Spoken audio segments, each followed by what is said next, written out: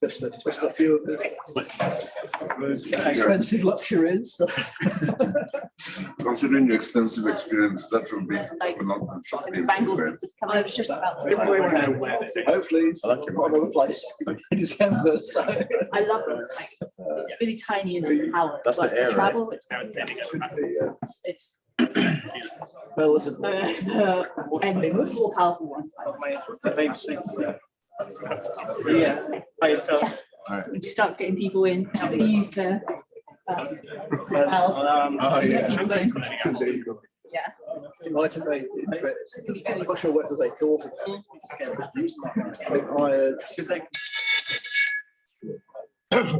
Hey, we're gonna kick off. Do my part, but I got kept those on. But I think they. I've been thinking about the fact one person running everything is. I did, yeah. So I forget how loud it is. No, it's very effective.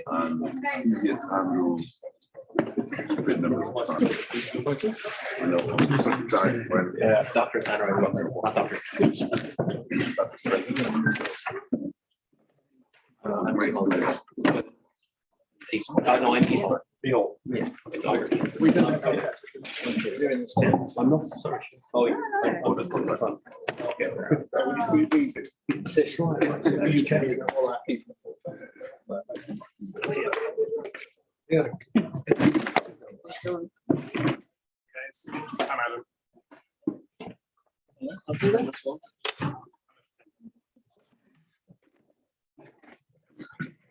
All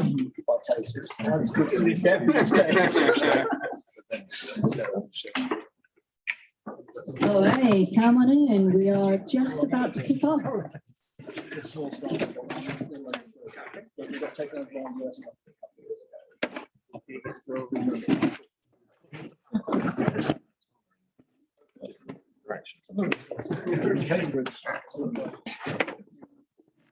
Let's go ahead and start.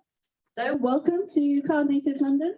We are an open, diverse developer community around the cloud native technologies and platforms in London.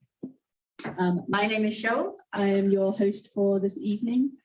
This is, I think, now the 5th or 6th year that Cloud Native London's been going strong. So I am extremely pleased to see everyone here this evening. Tonight, we've got 3 speakers. The first one is about going passwordless. The second talk at 7:15 is permission models as code, securing the entire stack. And then we're going to take a 15-minute break at 7:45. And then at 8 o'clock, we'll wrap up with our last talk about building Catalogue and developer platform using Backstage. At 8:30, we're going to go around the corner to the Tank and Paddle bar to hang out if you want to, for a bit more after that. I want to say thank you to tonight's sponsors. So do we have any eSynergy folks here who want to say a word for eSynergy? No? Okay, well, this is their offices, so thank you for the office. I'm going to say a word on behalf of Circle CI. Who can send someone tonight. So Circle CI, the world's best software teams use Circle CI to deliver quality code with confidence. As the largest CI/CD platform, Circle CI empowers engineers to seamlessly take ideas to execution at scale. Every feature of our platform is built to fine-tune the entire development process from start to finish. And then on behalf of Palo Alto Networks enables your team to prevent successful cyber attacks with an automated approach that delivers consistent security across cloud, network, and mobiles. And then for assisting, Richard. Oh, Hi. You want to say? Yeah, I'll do it. Say the microphone. For the benefit of the viewers at home, say the microphone. Thanks. Thanks a lot. Evening, everyone. Great to see you. I'm from Sysdig. My name's Richard Brennington. I work as a sales engineer in the UK. At Sysdig, our focus is basically providing security across containers, cloud, Kubernetes. And we basically look to provide a kind of a single view of risk without any blind spots. across those things, we have a focus on things like vulnerability management, threat detection and response, and managing cloud configurations and compliance. So again, great to see all of you here. If you'd like to come and have a chat about Sysdig, I'll be hanging out.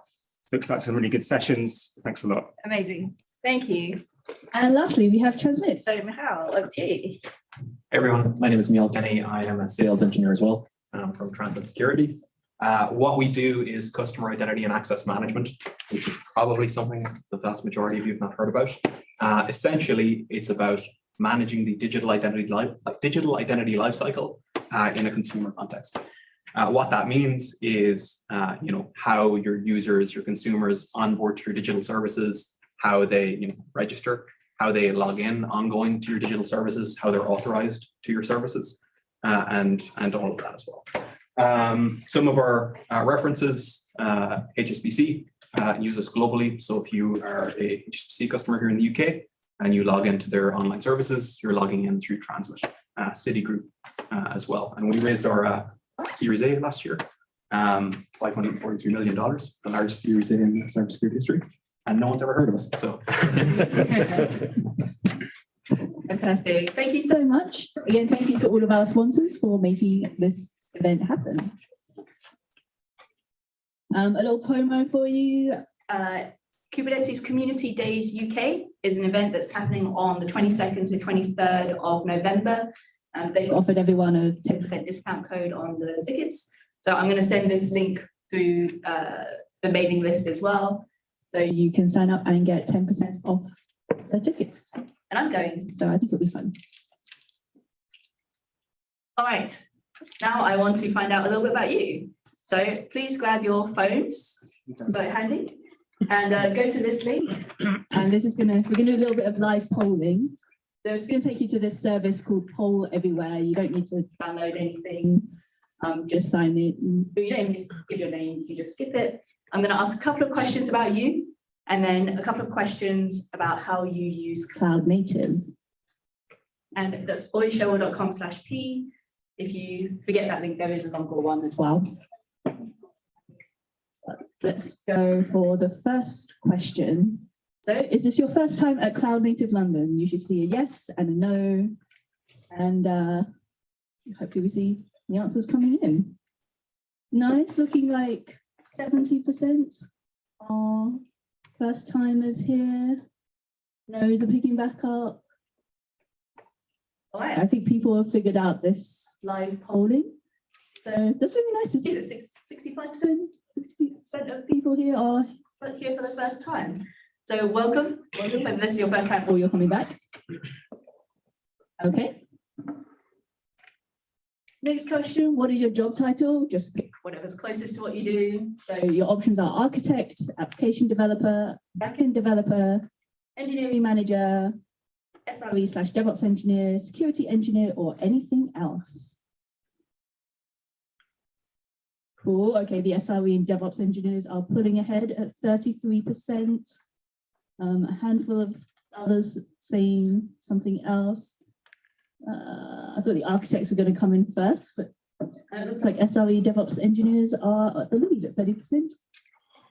Cool. And if you are doing something else, then please introduce yourself as well to everybody else in tonight's meetup. Okay, this first question comes from our first speaker. Do you use a password manager? So you just have yes and no answers. Looking pretty positive. I don't know. What would you think? What's your expectations for asking this question? it'll tie into my thing, but this is kind of what I actually expected it to be higher, but it'll. Oh, you expected it to be higher. Okay, I guess we'll find out in your talk how this ties in. 75%. I feel like I've influenced the results by saying it. Well, it does allow you to change your mind on this. So, okay, I think we're settled about 75% yes and 25% no. Hopefully, some of those no's will turn into yeses after the talk. Okay, so this second question comes from our speakers, Raz and Oded. Are you there? You want to unmute yourself and say hi? Hey. Hello. Okay.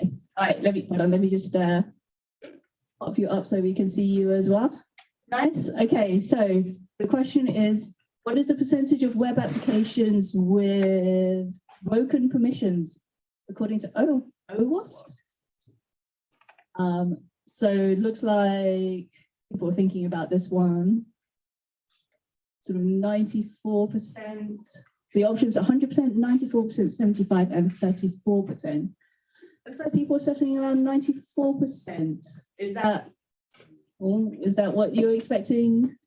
Oded? Yes, this is really accurate. Oh, very good. So 94% is the correct answer?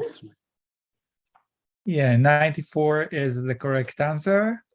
I see that the answers are still changing. Yeah, you can't change it now that everyone knows the right answer. Yeah, it's actually on the top 10 OWASP list, which is an organization that informs about the most significant vulnerabilities. It is the number one. It's A1 of the top 10, and they said that they did an overview of all the of a lot of applications and saw really high number of broken access control. And we will talk about it in our lecture, so stay tuned.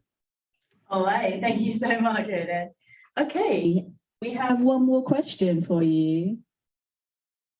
Last one. How many applications are you running in your Kubernetes cluster? So anywhere from 0 to 200?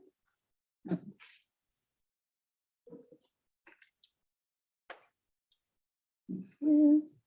Okay, what are we seeing? We've got a lot of people saying between 0, well, 40% of people saying 0.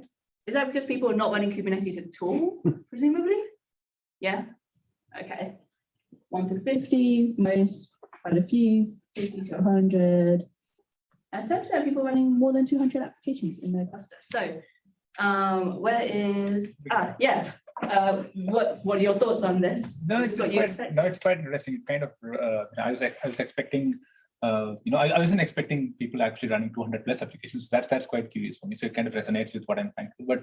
But it is quite interesting. I think I would be able to resonate with how do you kind of manage all of these applications when you're kind of going over 40, 100. So Yeah. it's just quite interesting. Yeah, I would agree. I mean, of course, there are some who run over 200, but I think it's quite rare. That scale, you need a lot more management. Very cool. All right, awesome. Thank you so much for taking part in our live polling. That is the end of the questions. That's why it's 90%. Okay, I need a selfie for social media. So I want the people who are standing around at the back, can you come and fill these seats in the front for me? Because otherwise it looks a bit bad on the photo. So do you mind just like coming around? Yeah, come around and just like fill these seats for me for a second. Thank you. Okay. Then I will need everybody to wave.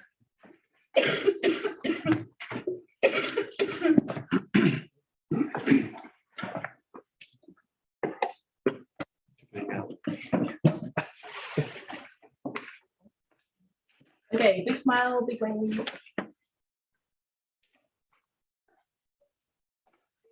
Thank you. And if you want to come and speak as well at Cloud Native London, just go to cloudnativelondon.com. I think we're booked up until June next week for speaking slots, so just plan ahead. You can also sponsor these events and you can promote your own events if you want. Just go to cloudnativelondon.com for all the information. That is it from me. So I'm going to hand over now. Please welcome our first speaker.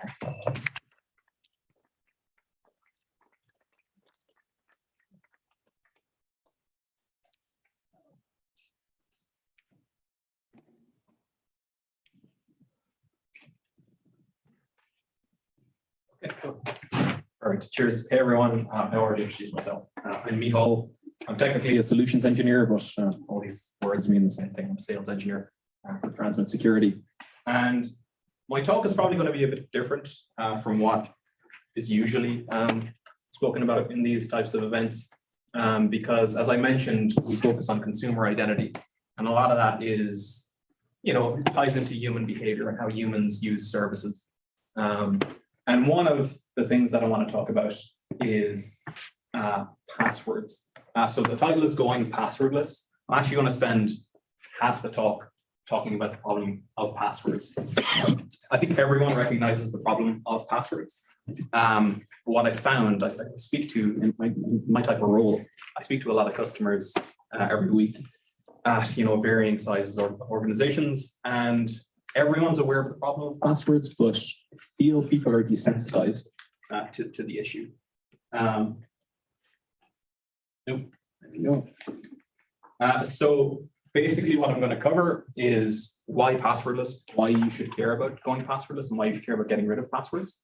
What choices are available out there to get rid of a password, and what you need to consider when you're getting rid of a password, because they have some positives. And spoiler alert, 502 or web authn or web authentication is the de facto passwordless standard out there. And part of that I'm going to get into is passkeys, which is going to be really big in 2023. And I'll get into that as well later on. So why get rid of passwords? Well, three main things. The first one, one of the biggest ones actually, is the security issues related to passwords.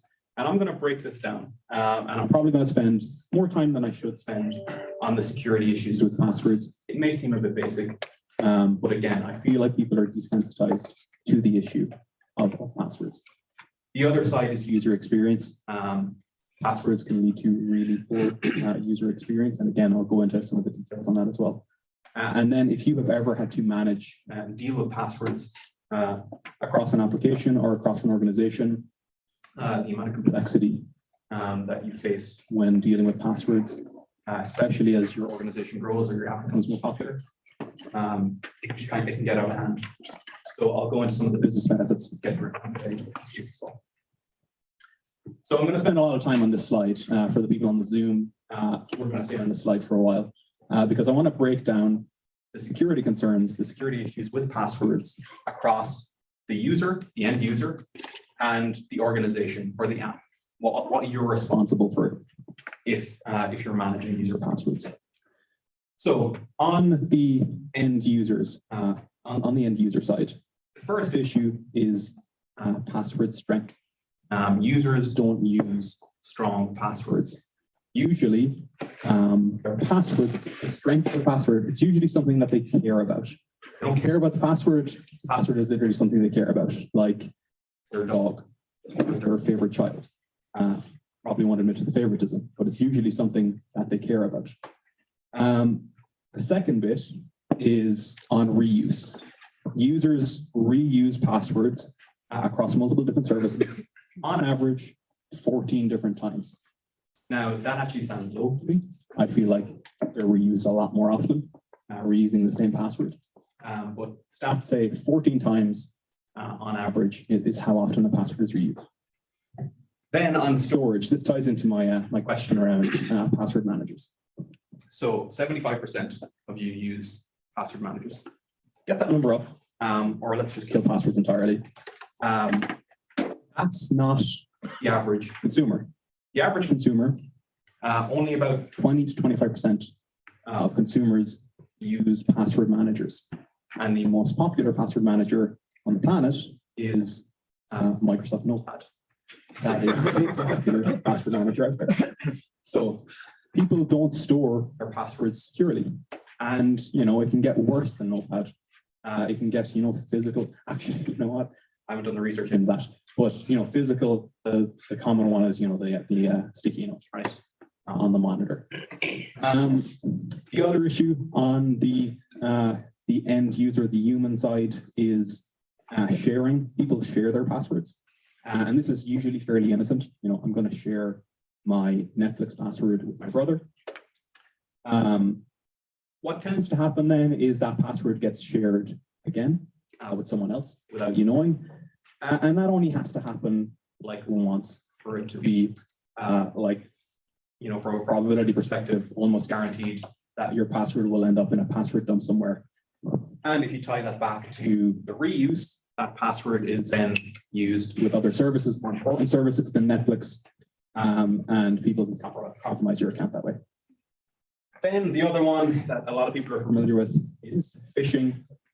Users get phished very easily because they're human, and phishing techniques have become pretty common against the password, because it's a low barrier to entry for the bad actor. They want to get quick, and phishing is pretty easy. After all of that, all of those issues, if somehow the password hasn't been compromised, the user forgets the password. It's commonly forgotten because it's a knowledge factor. People forget passwords. And you're probably thinking, wait, hang on, you said it's something they care about. It's like their dog's name or whatever. How do they forget the password? That ties into the organization side of the problem. Password policies. Now, password policies, you're all familiar with them. I think Michael McIntyre has done a bit on the problem with password policies, where you have to, capitalize a letter. So it's the first letter. You have to add a number, so it's added to the end, and you have to add a special character. So it's the exclamation point after the number. The number is 1. And that's how people comply with the passwords. So you've achieved no security. You've increased the chances of users forgetting their passwords. And yeah, that's also importantly, the NCSC in the UK, the government body responsible for the National Cybersecurity Institute, as well as NIST in the US, don't recommend you do this. So you're forced to do this by companies believing that this is good when it's not. There's nothing behind forcing you to do this, so don't do it. All you have to do from a kind of password policy perspective is 8 character limit. 8 characters, and that's it. Okay, the other problem on the organization side, the app side, is the reset process. This oftentimes uses the email address as an anchor, which isn't inherently a bad thing. Depending on the industry you're in. I deal with a lot of FS where that's not ideal, but I deal with a lot of retail as well. And email as a trust anchor is not that big of a deal for them. The problem is, again, users are forgetting their passwords because of policies. So they're always going through the reset process. So why not just do something like email magic link? Why not offer that? You're already sending them through a convoluted email magic link flow, which is allowing them to log in by sending them a link to their email address. Why not get rid of the password and just have that be the process for logging in? A lot of services are doing this nowadays. You see that with the likes of Deliveroo and others. They offer the option to sign in with email magic link. The other issue with the reset is like knowledge-based questions. Basically, what I'm attacking here is not just passwords, all knowledge factors. So knowledge-based questions, your mother's maiden name, all this stuff. Terrible security factor. And it can often be something like, what's the name of your dog? And it's like, okay, well, as the end user, I have to enter the name of my dog. What's the name of the dog here? Chili. Chili. So I have to enter Chili, capital C, with a 1 at the end, and exclamation point. But the bad actor can just go through the reset process and enter in my KBA, which is Chili, without any of that. No case sensitivity at all.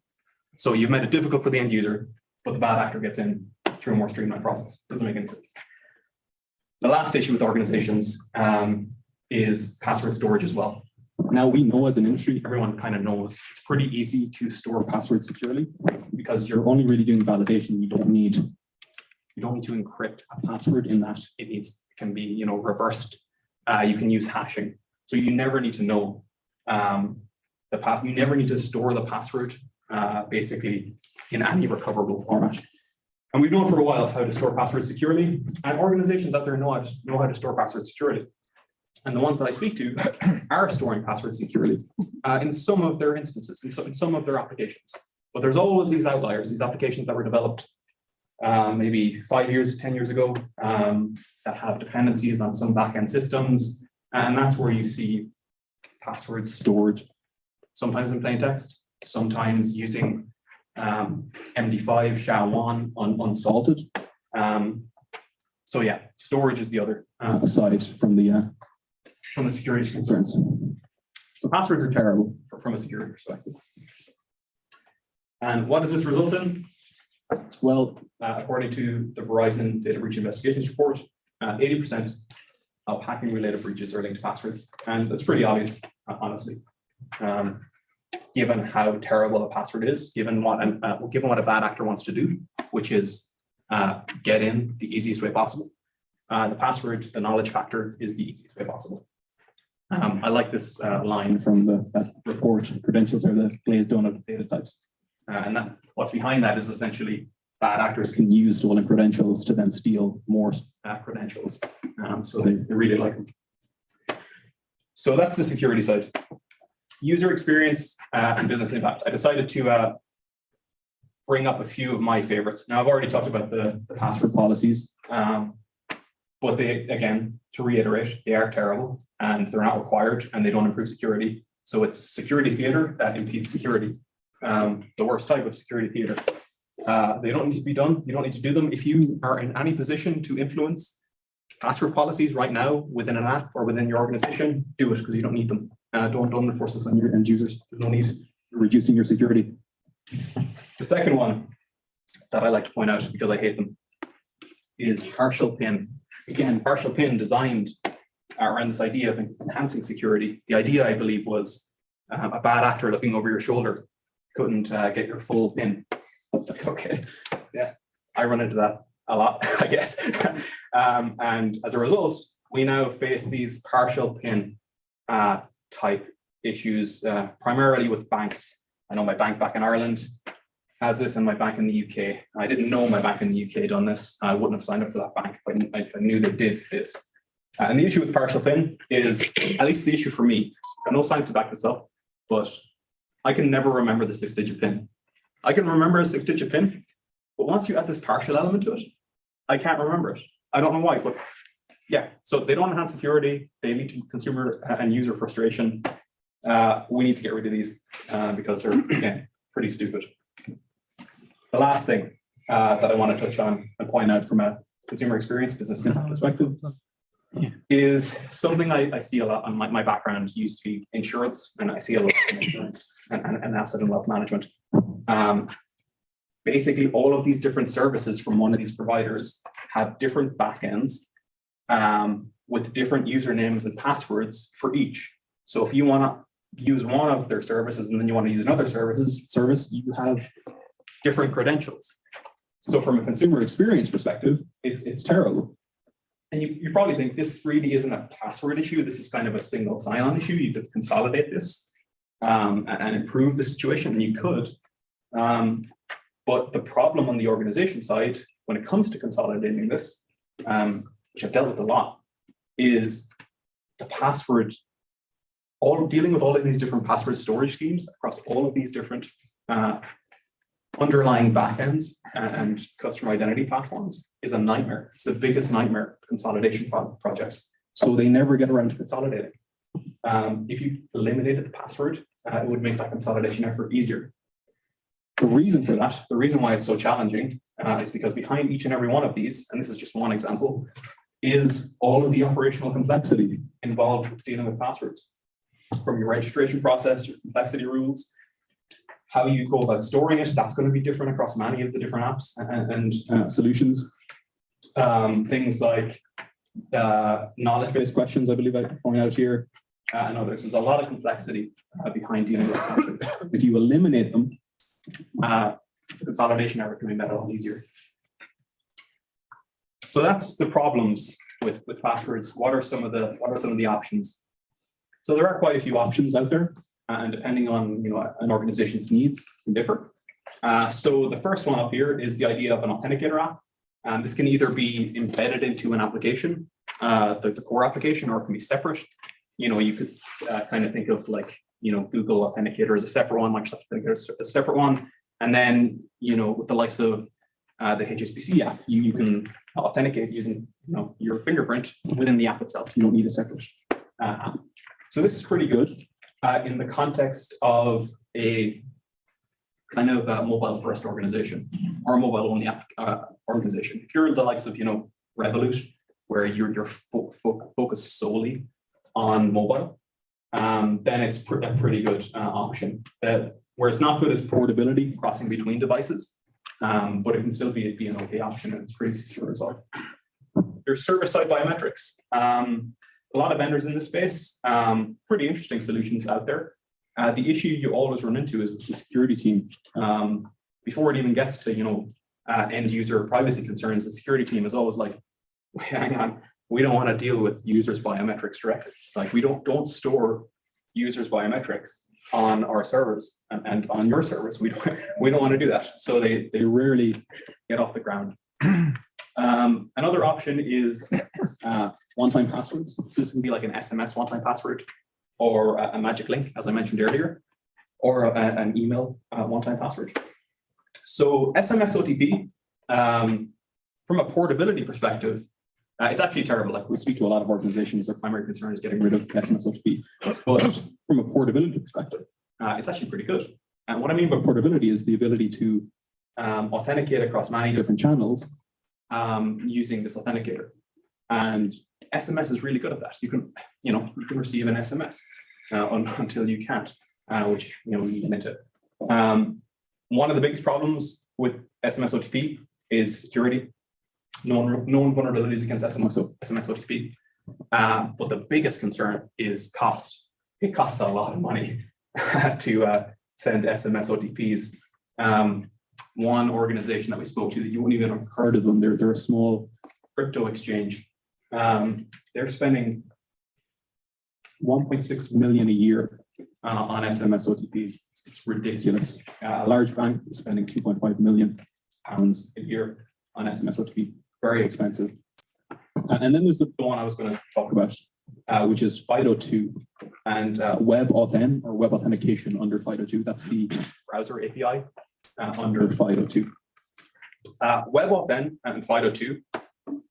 You all in this room have FIDO authenticators. If you have a modern iPhone, if you have something like an iPhone 6, iPhone 7 and above, you have a FIDO authenticator. If you have a modern Android phone, I think Android 7 and above, you have a FIDO authenticator. If you have a MacBook, a modern MacBook, your Touch ID is a FIDO authenticator. And if you have a Windows machine, Windows 10, maybe Windows 10 and above, Windows Hello is a FIDO authenticator. FIDO authenticators are prevalent. Everyone has them. The vast majority of people have them. I shouldn't say everyone. The vast majority of people have them, especially in the UK. I think 80 to 90% of consumers in the UK have FIDO-enabled mobile phones. Great security. FIDO has great security because it's nothing new. It's nothing that impressive. Underneath it all is an inherence factor and a possession factor. Inherence means something that you are. So in the case of an iPhone, a modern iPhone is Face ID, Touch ID on my MacBook, that's my fingerprint. So that's your inherence factor. And that inherence factor is used to unlock the possession factor. And the possession factor is you're actually in possession of the device. And that's defined in FIDO2 as a private key that never leaves the TPM of your laptop or the secure element of your phone.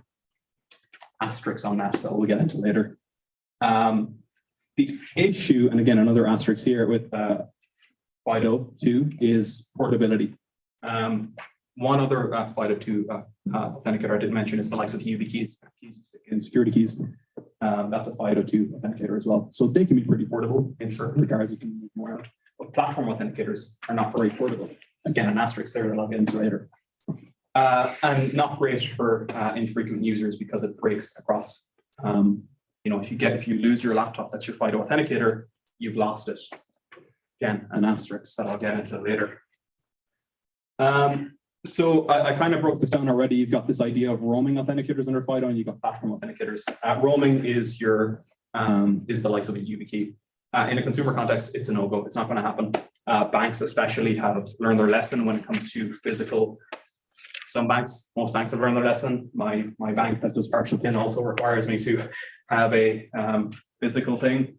Banks have learned the lesson on the cost of that. So this is a no-go when it comes to consumer context. It's good if you have to deal with, privileged access in an internal context. YubiKeys, Google Titans, things like that, they're pretty good. And yeah, it's because cost and user experience. Platform authenticators are where it is when it comes to consumer experience. Security, again, is great. I've gone into that. It's really user friendly. The end user only sees Face ID or sign in with Face ID. That's all they care about. They don't have to care about FIDO2 or any of this. They just see Face ID and they can authenticate. They don't care at all. So great user experience. Portability, infrequent users, I've touched on that. And also the management and integration. So all these aspects I've touched on. This is kind of the interesting development with FIDO2. It's passkeys, which I'll get into. If any of you watch WWDC or Google I/O, in both of those this year, passkeys have made or were shown off because Google, Microsoft, and Apple are putting their weight behind getting rid of passwords through passkeys. Now, what is a passkey? I won't get bogged down in the actual definition because it will require some explanation. The interesting thing about passkeys is this idea of multi-device passkeys, being able to have that very strong credential, passwordless credential across all of your different devices, and being able to recover that easily without, it being linked to a single device. So this is the experience in OS, Mac OS. What is it? What's the latest Mac OS that came out? Ventura. This is the experience. So what happens here is a user signed up for a service on their iPhone. They've linked a passkey for this, so no passwords, no policies, anything that's just Face ID. Continue to link a passkey, and then the next time they go over to the MacBook, they can sign in. It uses the same autofill that the keychain uses, so they can just autofill using their passkey, and they're signed in using, again, very strong 2 factors of authentication, and it's automatically linked. So security is great, but the asterisk is FIDO2 used to be, it was only ever in the TPM or the secure element. Now, this is the challenge, is it's across Apple Cloud, Apple's iCloud, it's across Google's Cloud. So now private keys are flowing through these corporations, which a lot of people had issues with, as you can imagine. What you have to think about is going back to what we're trying to kill, and it's the password. The user experience has to be at least as good and as easy as the password to get rid of the password.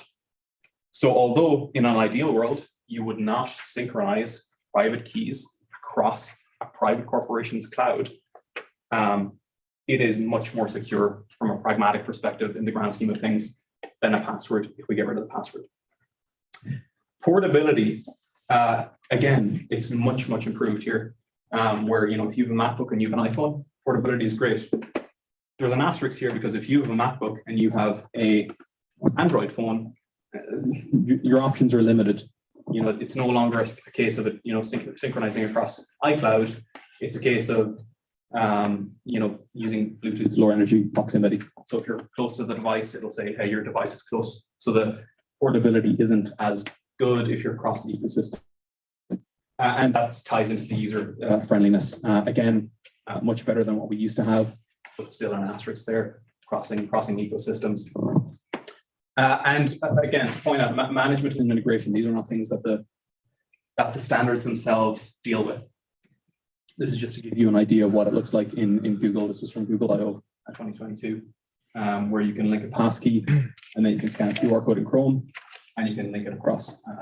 You actually don't need to scan the QR code if you're using, the same Google account and Chrome's linked. It'll do the same thing like what Apple did. So that's the Google approach.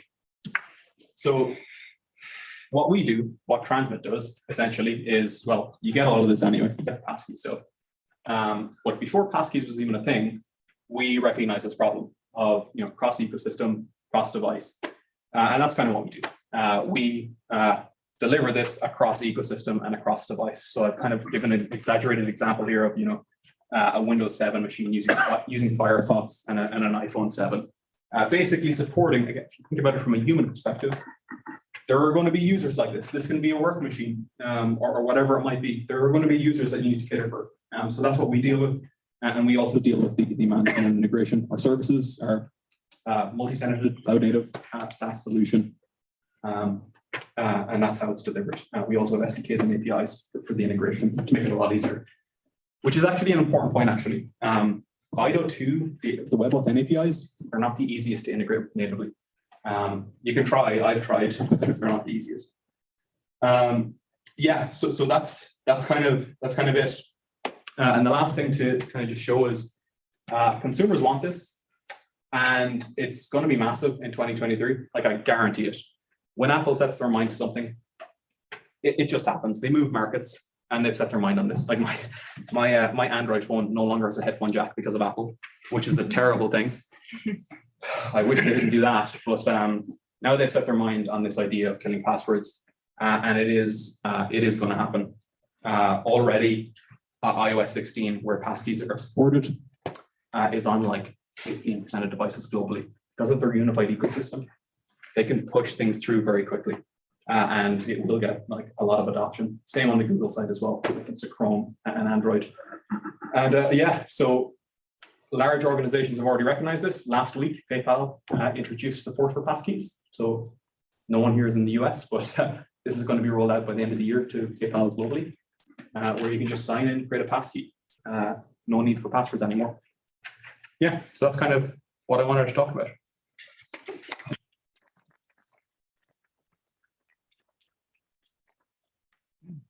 All right, we have about 5 minutes for questions. So any questions from,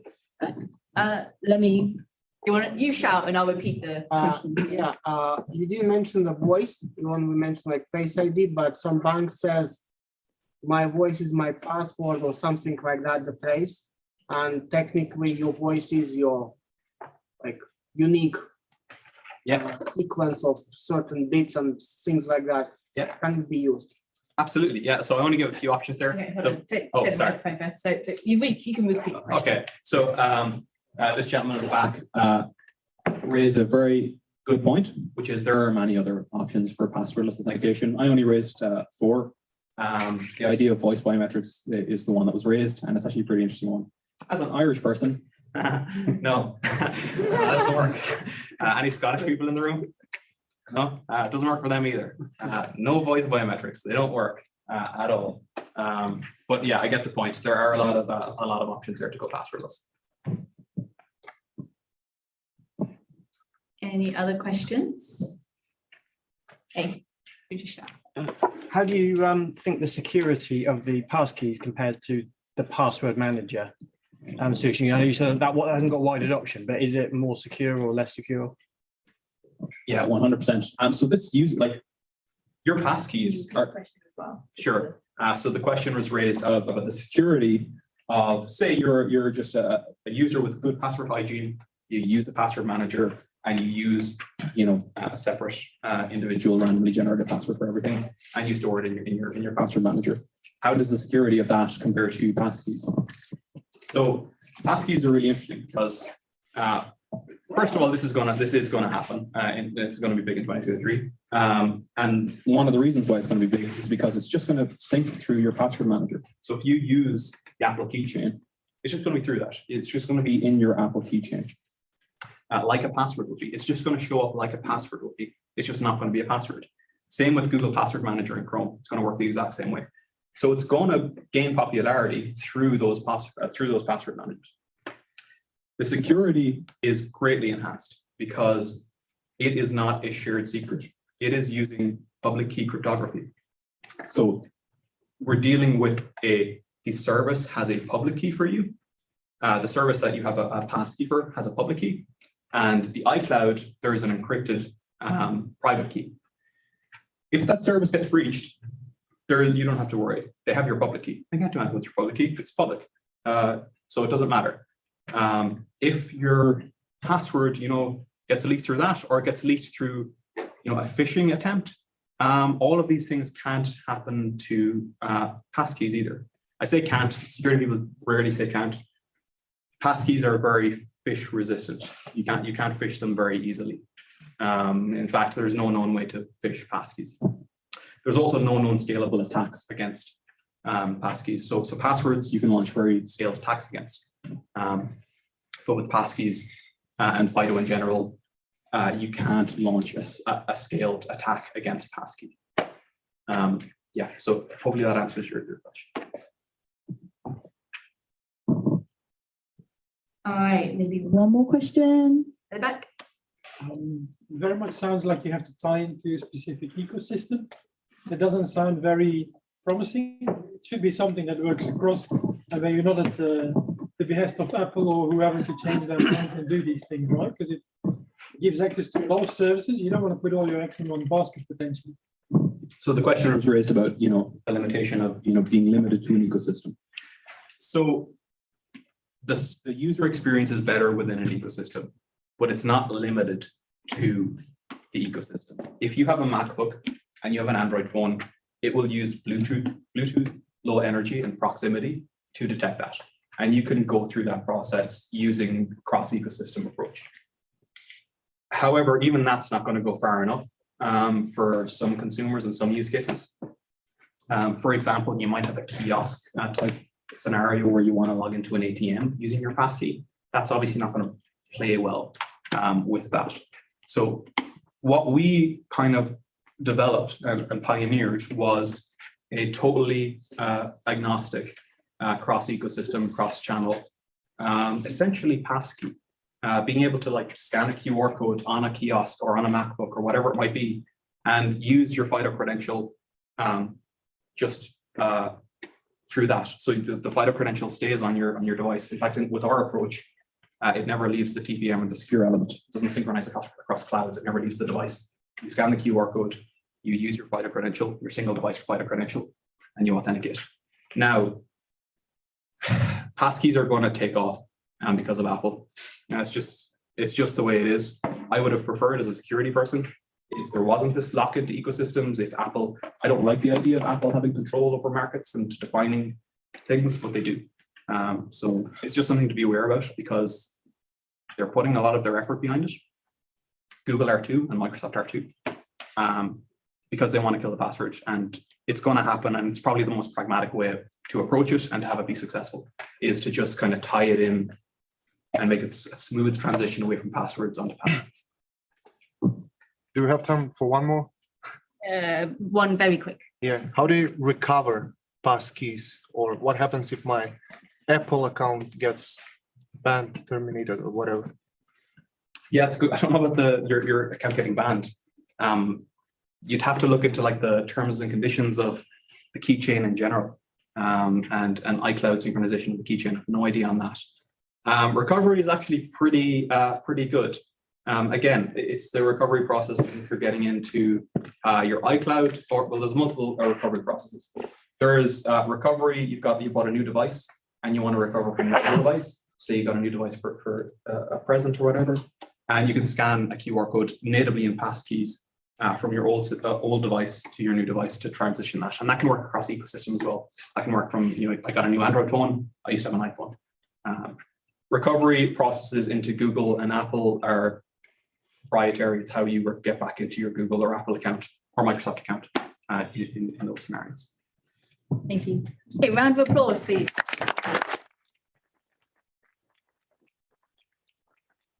I really need to apologize because I work for Apple and I feel like, I'm not sure if you knew that I work for Apple, but I don't work on anything to do with, I work on the infrastructure, cloud services, so nothing to do with me.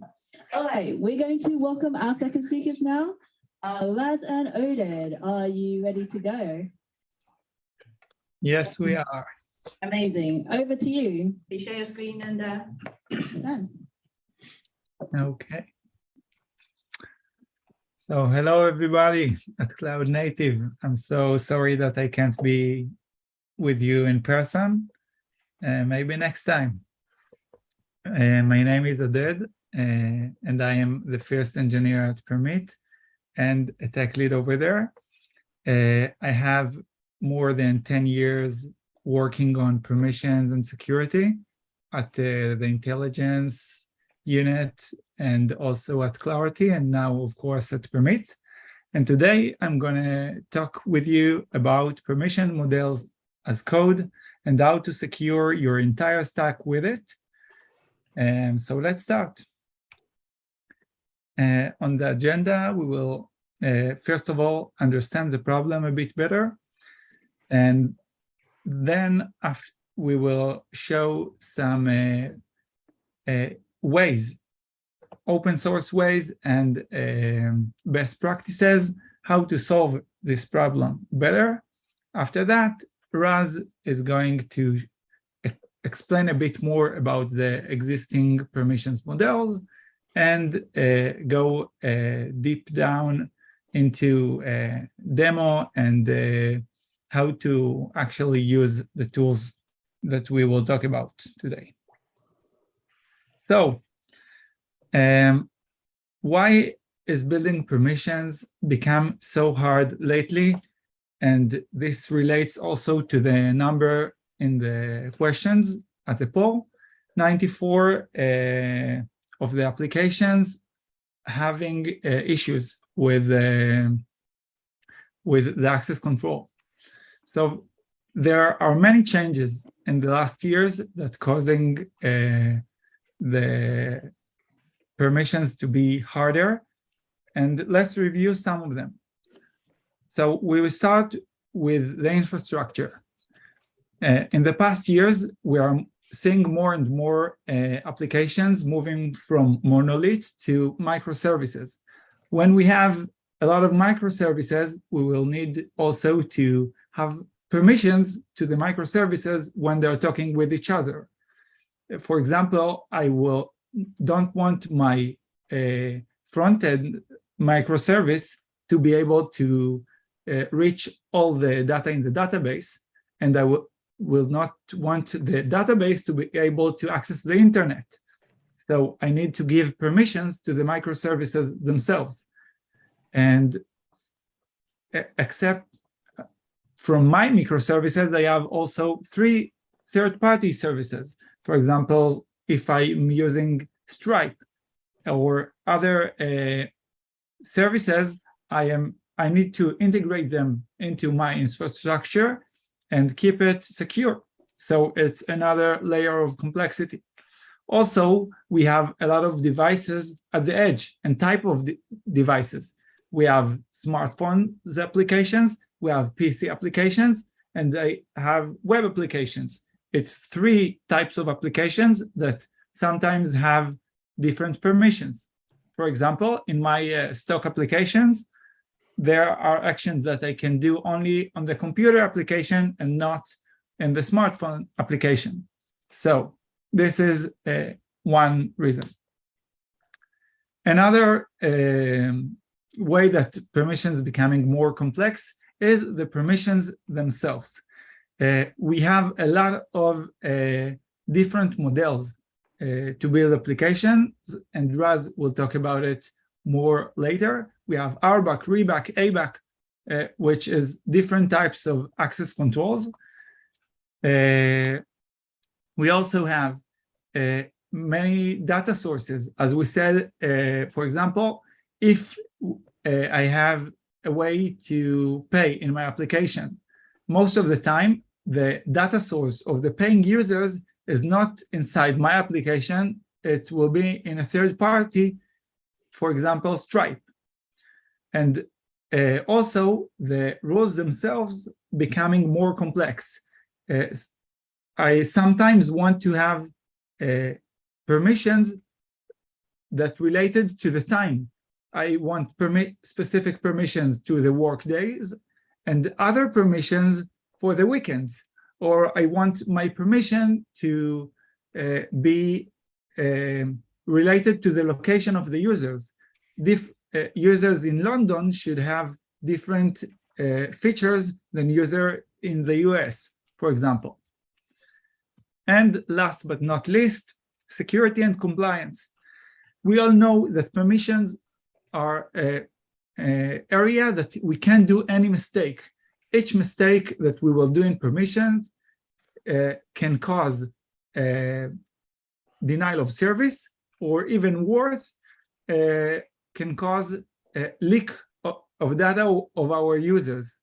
So it is really, really dangerous, and I should be 100% sure in what I'm doing there. But if I will want to double check everything in my permissions, it will affect the performance, because each request will first of all check the permissions, and only after that perform the action. So a lot of checking in the permission mechanism will cause a performance hit. So to sum it up, permission is a critical area that we can't afford any mistakes, and it's becoming more and more complex over time. And those are some of the reasons that causes the 94% of the application to have broken access control. So after we understand why is it so hard, let's see some ways to fix it. So first of all, we have the best practices for the rescue. And the most important one is the first one over here, decouple policy and code. Most of the time when we build permission into the application, we are coupling the policy and the code and doing some checks inside the application. We at Permit suggest to you to decouple this, to have a policy decision point, which is a microservice that you can reach to it and ask permission questions. Inside this microservice, you can have all the data that's relevant to the permissions, but only this data. And you ask this microservice, for example, is the user X allowed to do action Y on the resource Z? And this microservice is returning the right answer. This will be much easier to manage and to change in the future. And it will be much easier if you want to expand it or change it. And if it will be inside your code, there is much more probability that you will forget some places and become part of the 94% of broken access control. So the first one is decoupling the PDP policy and code, and decouple data from code. The second one is something that most of you probably heard about, is to manage policy as code as well. We already have a really, really good ways how to send applications and code to production. We know how to track changes. We know how to test things. We can do rollback. All of those things are well known, and we use them almost every day. So why not do the same for our policy as well?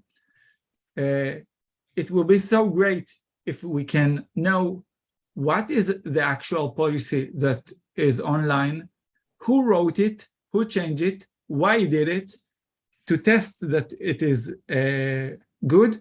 And if for some reason we will roll a broken policy, to have the ability to roll back. So for this, we have the best practice of using GitOps on our policy. And let's see some open source tools that allows us to use those two or three best practices. So I hope that some of you heard about OPA. OPA is Open Policy Agent, a very popular open source tool that allows you to have a state of data, permission relevant data, and a policy that's written in Rego. You can see example of it over here. And to query permissions on this instance of OPA. OPA is really fast, is battle tested. Some of the biggest companies in the world uses it. Netflix using OPA for their access control, Pinterest and more. And OPA gives us the way to decouple the policy from the code and do it really, really fast.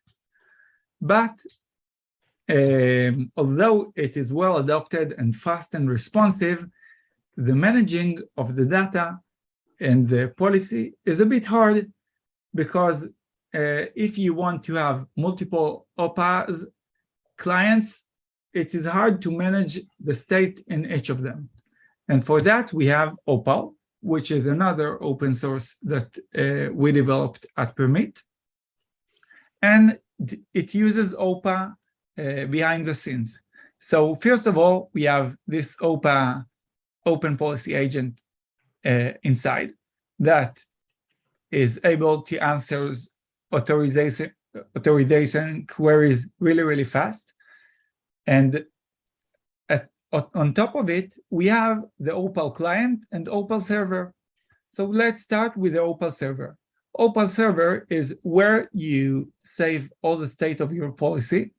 It knows how to sync with a Git, and with that, we get GitOps freely. And each time you commit a new policy to the Git, the OPAL server is pulling it or getting it by webhook and send live updates to the OPAL client, which syncs the OPA agent. So we have the relevant policy on each time. Now we want to have the relevant data on any given moment. For example, if a new user was added to the application, or we have a new paying user, we want to know that immediately. So OPAL client have an ability to fetch data from many different sources, for example, from Stripe or database or any API. And once he gets a new data, he sync it as well to the OPA client. This way, we have GitOps, and we have decoupling policy from code and decouple data from code. And all of this is really, really fast, really easy to manage. And now Raz will show you how to actually use it and implement it on any application. So one moment, I will share my screen. Okay. Here we go. So, hey everyone, my name is Raz Cohen, and I'm the senior DevOps developer here in Permit.io. First of all, I want to thank Oded for covering all the fundamentals of policy as code, permissions in general, and of course our open source OPAL. And today I'm going to talk about permissions models across the stack. And when talking about permission models, it can be an infrastructure permission or application kind of permission. And for infrastructure permissions, we can use Kyverno or Gatekeeper, which are kind of broadly used open source. So you can use this and it can manage your policies inside your Kubernetes cluster. It's amazing. But today I'm going to talk mostly about the application layer. So we will talk about permission models in the application layer, and we will start with the most common one, which is an admin, non-admin model. So an admin, non-admin model is pretty basic and is very commonly used when you first develop your application from scratch. So think about you developing a new application and you need to fill the gap of authorization. So you will probably want to have kind of a super user that can do everything. And for the client, you will give him just a kind of a basic user. And this is good. but as you can assume, it's very not the best practice for production-ready applications. And for this, we need something more flexible, something more maybe reliable, and of course granular. So for this, we have the RBAC. And the RBAC, which means role-based access control, it's much more mature and also very commonly used. And for RBAC, what we need to do is actually create a new role. And for this example, I created, as you can see on the screen, I created this new role which called editor. And as you can see, the editor can create a task, can update a task, and the same goes for board. So we can update and create a board. But pay attention that I don't want my editor to delete a board or task, which is pretty important. And this is where RBAC comes in place. So I created this role, and now all I have to do is actually assign this role to the user. And this is kind of it. And it's pretty flexible and granular, much more from the admin, non-admin, but sometimes you have to be much more flexible and you want more complex conditions of policies. Let's say I want to check, as Oded mentioned, I want to check whether my client is from the US or Europe. Maybe I don't want him to do specific things from Europe, which is pretty common thing. Maybe I have a paying kind of tier in my application. And now I want my paying customer to be able to do specific tasks that the non-paying can't do. It's also a good example. And the last is a device. This is the last example that I can give. And let's say that I don't want my client to be able to do specific things on his smartphone, but I want him to do everything with his computer. So all of these are examples of ABAC. So ABAC is attribute-based access control. And basically, we want to be able to make much more complex conditions and policies than RBAC. And here we can create, we can attach the attribute to the entity and to the object. And by this, we can make much more granular and complex kind of policies, which is great. And to summarize this, we have the admin and non-admin, which is, as I said, kind of basic, kind of common, but it's really not good for doing the application production.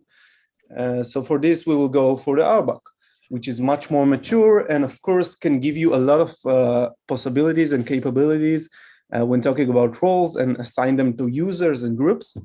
And still, this is not enough for some people. So ABAC will be much more granular, much more complex. And of course, it's hard to implement it. And for this, we have a lot of tools in the market and a lot of solutions that we can offer. So I'm going to talk about how to implement permissions actually using our products. So one of them is OPAL. You can use it, it's open source. You can use it to implement your own permissions. But in this example that I will show you now, I will show the UI of permit. And basically in permit, we are using OPAL behind the scenes. So you don't have to really use permit. You can use OPAL as well, which is great. And now I want to show actually how we can use permit policy editor to create new RBAC policies. And for this, first I will define a new policy. So policy means a new resource, a new role. Then I will assign this role and actions that the role can do to a user. And then that's it. So let's start.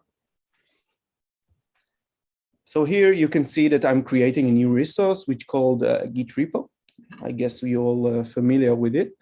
And after creating this resource, what I want to do is actually put the actions that I can do on this resource.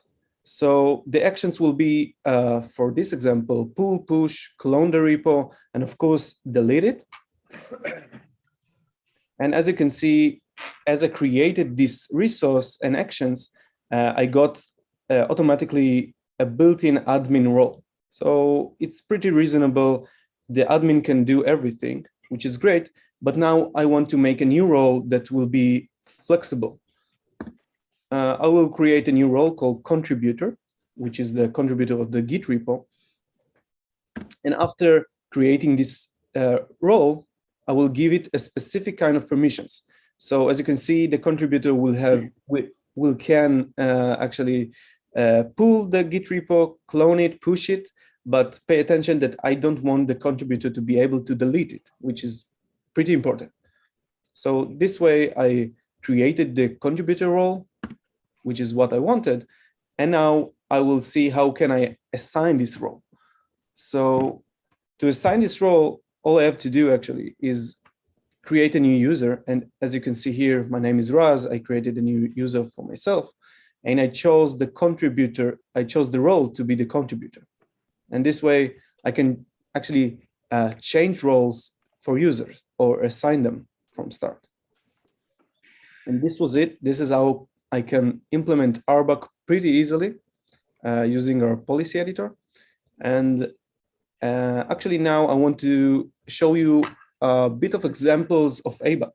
So ABAC might be a bit complex to understand, and we need to bring a pretty simple way to understand it. So I made kind of a demo for you all. So here we have kind of a to-do app, this is kind of basic. All we have to do here is maybe create new task. Maybe I want to run. Maybe, as Michael said, maybe I want to move my passwords from Notepad, which is pretty important. I should do it. And as you can see here, I can check things, maybe delete them. It's a great app. You can use it every day. I use it. And as you can see here, this to-do app is connected to our policy editor. So the policy editor is our mainly UI, our main UI in Permit.io. And as you can see here, I have a role called admin. I'm an admin of this tool. And as you can see here, I can do a lot of things when it comes to tasks. So maybe I want to, just for the example, cancel the ability to create new tasks. So what I will do is just uncheck this, and now I will save the changes. And immediately what will happen is that I won't be able to create new tasks. As you can see here, I'm getting the permission denied kind of error, which is great. This is what we wanted. So let's get this back. Okay, so now I can do more things. Great, now everything is work as we wanted. And now let's talk about the ABAC example. So as you can see, we have the tasks. It's amazing. Now I want to be able to change my policy based on its attributes. So I added behind the scenes, and before this talk, I added to the code of the to-do app attribute to each task. So now the task has an attribute called checked. A check can be true or false. As you can see here, you can assume it's false, but now if I check this, the attribute of this task will be true, which is what we wanted. And now what I'll have to do is create kind of a conditional resource. So as you can see here, I created a conditional resource. This is a resource for the checked tasks, and this is a resource for the unchecked tasks. We can see much more deeper that the unchecked tasks has a kind of a condition which is checked equals false, and that's what we wanted. This is great. And now, if we go to the to-do, let's say that I want my admin to be able to delete only checked tasks, because if you didn't checked it, and if you didn't prepare to CNCF London, you should not be able to delete this task. It's pretty important. So let's remove the delete permission from unchecked tasks.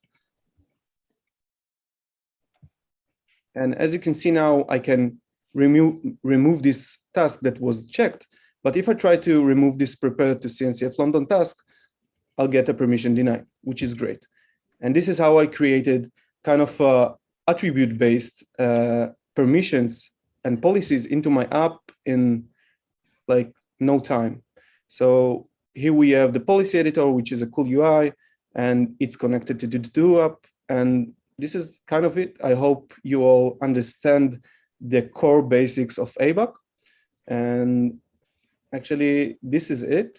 And if you have questions, you can visit our website at Permit.io. You can also tweet us, me and Oded.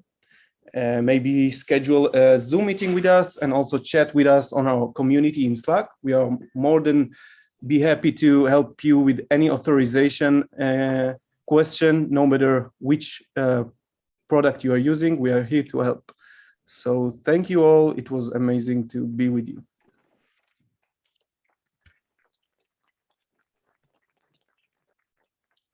Okay, thank you so much, Raz and Oded. We have about 2 minutes. So if anyone has a question, yeah. Thanks, that's really interesting. I'm curious about the OPAL server and OPAL client. I used to sell PDP in my previous life. One of the challenges we would get from large financial services companies is centralizing everything on a service that could go down. So I was curious, if the OPAL server goes down, is there local caching of policy at the client level? And also, how do you deal with more dynamic policies when that happens? When you're dealing with dynamic data that needs to feed into a policy. That's a great question. Oded, you want to answer? I see you're very enthusiastic. Yeah. So, yeah, just like you said, each OPAL client have all the state inside it. The OPAL server can go down, and the OPAL client will be able to answer all the queries. It also very, very good because even if the OPAL server is up, we want the OPAL client to have all the data and be able to respond quickly. Regarding the other question, and also the first question, you can also have many OPAL servers and many OPAL clients, and all of it works just great. Regarding the data that changes a lot, you can check again at the infrastructure diagram. We have the OPAL client that can query the data of any resource and update it to all the other OPAL clients and servers. So I hope that answers your question, and Raz can maybe add more. Yeah, I will add that the PDP is actually a wonderful kind of caching system. So even if the OPAL is down, maybe our services in Permit is down, maybe AWS is down, your PDP is stored or running in your infrastructure. So it doesn't matter if we are down or your OPAL is down, the PDP is still alive and caching all the policies and also the data. So it doesn't matter. And this is the best way you can deal with authorization queries. And also if you query the PDP, it's really fast, because it's on your infrastructure. And if your OPAL is kind of far from you, it doesn't matter because it caches everything, the PDP. Okay, fantastic. Thank you so much for that. Another round of applause, please. For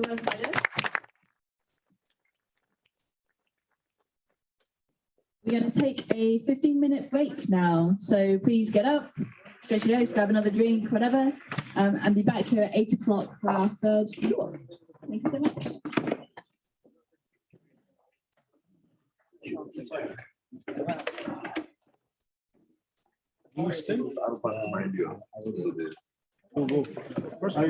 We have it all.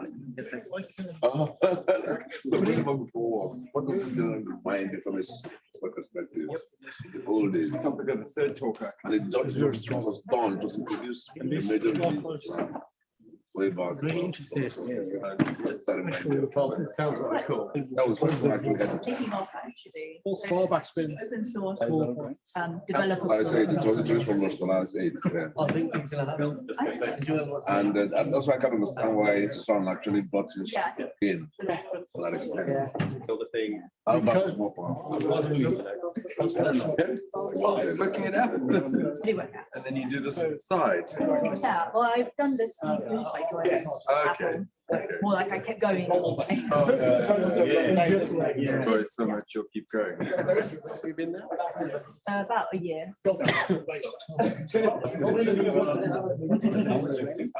I know. I love the interface. I think it's visible.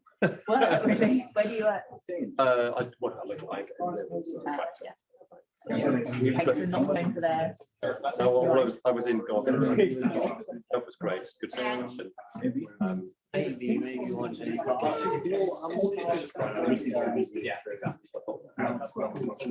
the One day maybe you never know. the mobile app company. It's happening. So that's my, not too much. That's why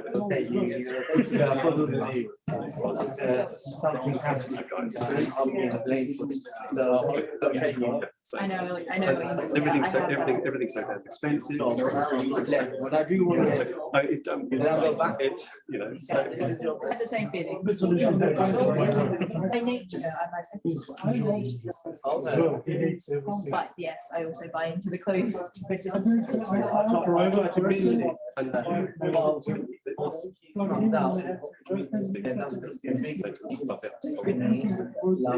side street. I did a there about how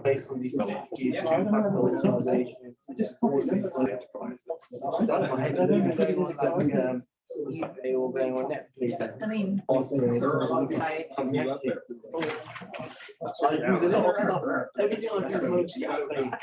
You're going to the team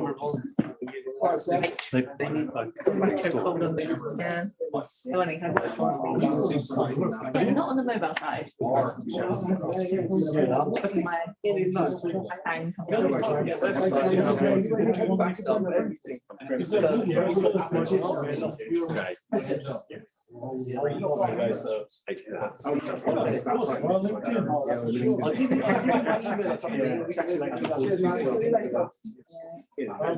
Like everything else. Well, you become potentially. I would go in at a small quad level as opposed to big mouth now. Well, if you ever want to refer with Apple, best find me. There was a SIGH at that point. SING Someone's in Apple and she's and the number 9. everybody there was 28. No, Not Apple, sorry, Google, everybody at Google was Okay, that might be 28. true. So I was gonna say Apple is a bit older. Google is still pretty young. You do become one very very big. Store your. But I think that he's very. exactly. But it's good to know because it's not that's what's invisible from the outside. Harsh business practices. I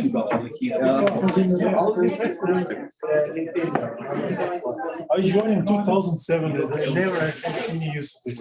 I never found the job. It'll be amazing. Oh, no. I'm studying in the area that I work in. How are you doing? You all right? Yeah, likewise. The challenge can either be the way it works. How are you finding it? Challenge is just using. You can incorporate it. It was quite interesting. Well, Okay, you want to. describing the trip.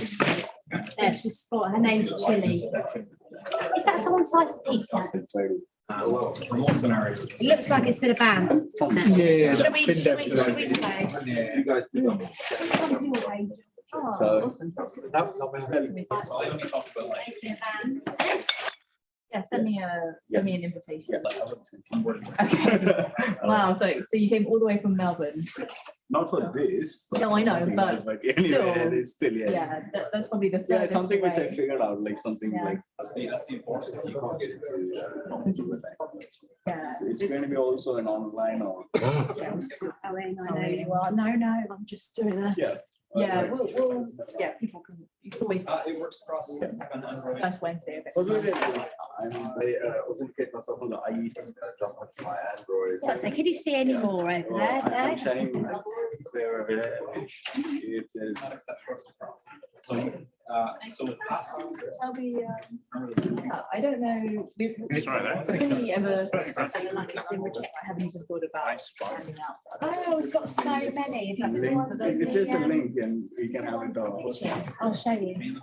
Come through. I'll give you a message. Our founder is absolutely busy. Spain. Yeah. I would have thought you're very jet lagged. Amazing, Nice meeting thank you. Good night. How are you feeling? All right, how are you? If I'm only using one device, no, I lose my device. Have you living? Are you in Coupon? I was in Detroit last week. Oh. Yeah, it's been quite hectic because I was in Detroit and then on Monday I went to Copenhagen and I literally flew back from the airport, came straight to this. I've still got my luggage right here. Go.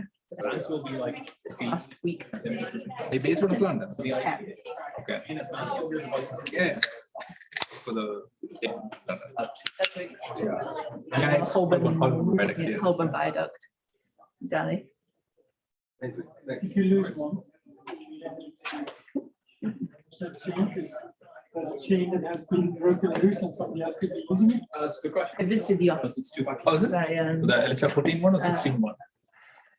Just because they conduct all the events on the Liverpool Street one. Yeah, it's good. It was definitely the Cheers, man. Yeah, I'll connect with you. I don't know which. It's good meeting you. Then it's 14 because that's the smallest one. So usually if there's any big events happening, it happens on the one in the principal place, Liverpool Street. So that one, I was interviewing. Okay. So I was like, Right. Must be a few years back, right? They don't have your hair and stuff. They don't have your and they don't have your face. They can't fit. before pandemic time. Oh, right. Like that's all like done to your head. I know. Was it that? If you log in on this. I have to say I turned down the Amazon offer. Okay. But Apple is good. It's a very big company. You know, Right. with Okay, if you like, pros and cons. Right. Are you live with my iPhone? The process is different depending on what you're talking. Hey, I lead the Yeah, it's Bluetooth. field engineering, Okay. which means like we have basically have like experts across the company who interface with our customers, Okay. but as internal customers. Okay. So we Apple Maps, Okay. iTunes. And it's a scenario. Yes, it's We're more like horizontal experts across the whole thing rather than building. Right. But, yeah, one of the we'll end up doing a bit of everything. Right. We have a customer. Okay. like, you know, let's not save it if you're on a public computer, but if it's a new computer for you, let's save it and link your I'm excited by this. establish that chain of trust between Good talk. I really like Backstage. Have you been expensive? we are saving it I haven't used it a lot myself, but when you I know the guys at Spotify very well. and Yeah. it's private keys stored in it's really taking off. Yeah. So that And it's obviously of course, but I think it just graduated like never get access. I mean, I basically Never get access. attended a session with Pages and I was kind of quite impressed by it. And then I tried. Never get the browser has Quite good. It solves a lot of problems which kind of then you don't kind of try to address it because you think that's not the way, but yes, it solves the problem. And there's a lot of focus on We only have to worry about. I agree. I really agree. Because the OS level have some that's how it takes.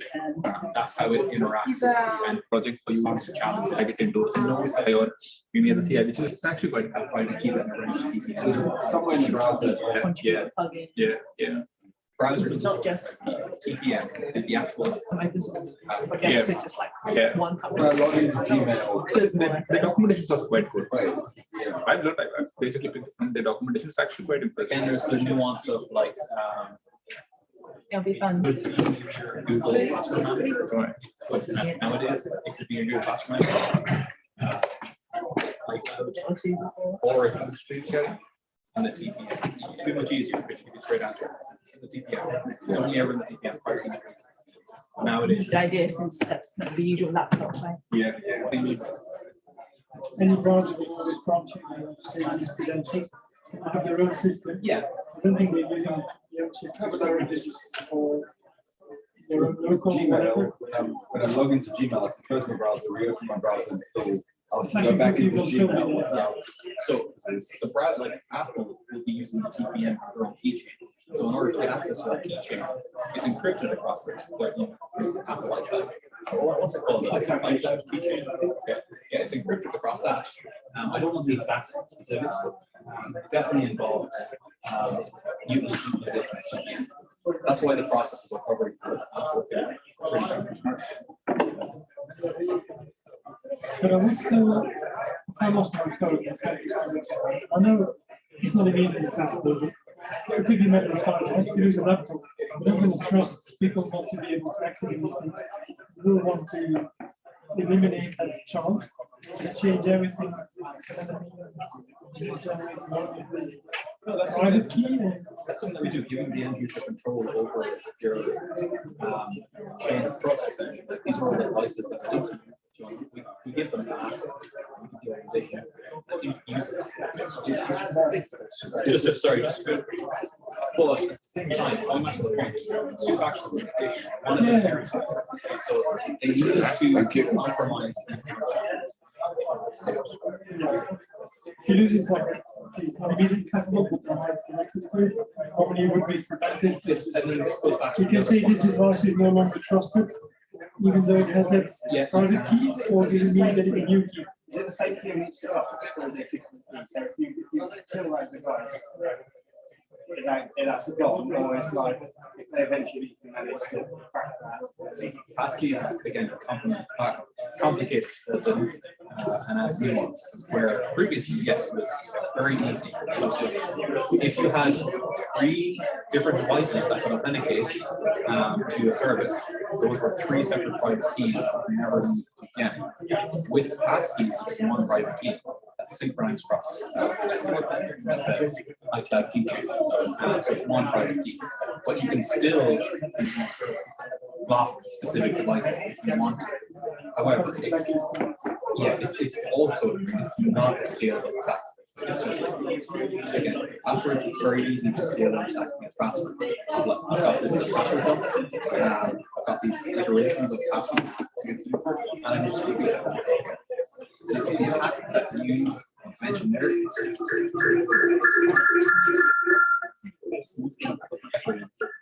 we launched that type of attack.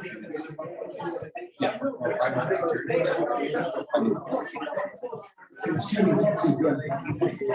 Yeah, and I'm also assuming that I'm also assuming that public key cryptography Right, let me get That's my question. Can Apple, with this keychain, can Apple go into the FBI ask them to go into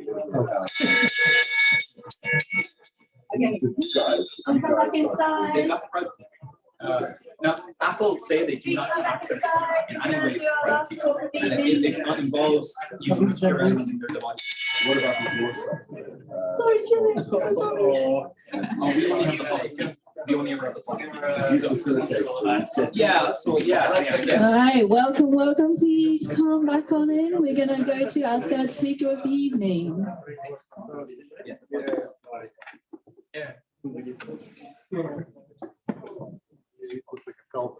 Hi, everyone. Come in. Please manage to get yourself another drink. Finish a bit more pizza. All right. All right, we are going to hand over to our third speaker of the evening, and I'm pretty excited about this one because I really like Backstage as a project. So over to you.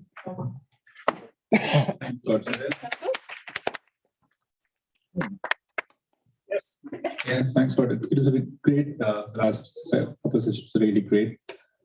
So what I'll be covering is how do you build software catalogs and develop a platform using Backstage. I think one of the problems which I do see that a lot of people, I mean, there are a few people who are actually running 200 plus applications on the Kubernetes cluster, and probably 200 plus applications who would obviously he's facing this challenge of how do I like all the challenges with respect to running microservice applications Kubernetes. So I'll kind of talk about how to kind of address that using a developer portal. About me, I'm Srivalsan Mannoor Sudhagar. I work as a cloud architect in AWS Professional Services. That's pretty much about me. And one more thing, all of the views are pretty much on my own. I don't represent any of the views of the organization. So, and obviously talking about Backstage, which is an open source one. So yeah, so to start off with, before we get on to what's a Backstage, to start off with what is basically a developer portal. Like, why do we need a developer portal? Any views? Any views on developer portal? Have you guys come across the developer portal? Yeah. Like to set up your users who can access what APIs wise? Not really, but it's more with respect to how we do the application. We will cover that. Yeah, to start off with, what's the problem which we are facing in the current architecture? So, I mean, obviously we have pretty much gone away from monolith. We are trying to run everything on a microservices architecture, and so the moment we start getting into the microservices, we have applications that are using quite a lot of microservices, and we have cloud everything systems. So we have an ecosystem, and obviously with respect to microservices in Kubernetes, what it's trying to do is you can essentially run any application as a container applications in a Kubernetes infrastructure. So it's basically making it more software agnostic. So what you essentially end up having is a lot of SaaS applications, a lot of microservices, it kind of gives you a chaotic ecosystem. So where you have to manage different source codes, different applications, and things around that. And what then tends to happen is that every company then uses different subsets of language, or even in the organizations, you have different sets of team who has got their own best practice how to implement it. So, and that certainly becomes a lot more chaotic when you start running huge applications, many services in your Kubernetes cluster, or be it any container system for that matter. And that is when you kind of need a developer portal which can actually unify the whole journey for you. So moving on, what is a developer portal? So what developer portal tries to provide you is one front end for your entire architecture infrastructure. And what I would mean by that is it kind of unifies your entire tooling for you. So be it any infrastructure or any services you're kind of going to run, what the developer portal will give you is one unified portal which the platform team or any other engineering team can actually manage, where you can dictate on how you want your services to be used. What are the sets of tooling to be used? What are the sets of services to be used? And how you want for simple examples, like how you want your source code repository to be built? How do you want your CI to be integrated? And that is something which you can actually build out of a developer portal. You can basically create a unified portal and then provide it to the organization, and everybody who's in the organization can actually start using that as the what you call it as a golden image for building any application. So that is essentially a developer portal. And what's actually happening is because a lot of organizations are right now running huge applications on the Kubernetes infrastructure, or be it any container application, what's actually happening is that a lot of organizations are basically facing this problem of how do we deal with this different sets of services. How do we basically make sure that we have a unified tool? And that is where developer portal is basically gaining a lot of traction in the CNCF community. What essentially developer portal would kind of give you is that So once you move on to a developer portal, it will basically enable you to roll out services on a much faster rate, because what essentially you're going to have is that you will have one solution which you will basically starts having template to build services. So that would increase your development speed. You will basically be able to control a lot of chaos on your ecosystem. So you don't have multiple versions of a Python library to be built or a Spring Boot application to be built. So you would then be having one unified solution, and you can basically use that. And also you can quite easily scale in large in size when you start using these solutions. And that is one of the biggest advantage of going towards a developer portal when you start using a microservice application. So all of them who are actually, I do see a lot of people who are actually extensively using applications. So probably you might have started facing these problems, or if you've not started facing this problem, I would strongly suggest it's a very good idea to start looking at, how do we start using developer portals to run our application, which makes things a lot more easier and a lot more scalable for you. And that's pretty much what we would be looking at. So in the future slides, what I'm kind of going to cover is what is Backstage, how is Backstage basically trying to solve the problem of building a developer portal, and what are the components and how you can actually achieve that. Yeah, why Backstage? So just to give you a background of Backstage, the problems which I'm actually talking about is something which Spotify basically had when they're running microservices.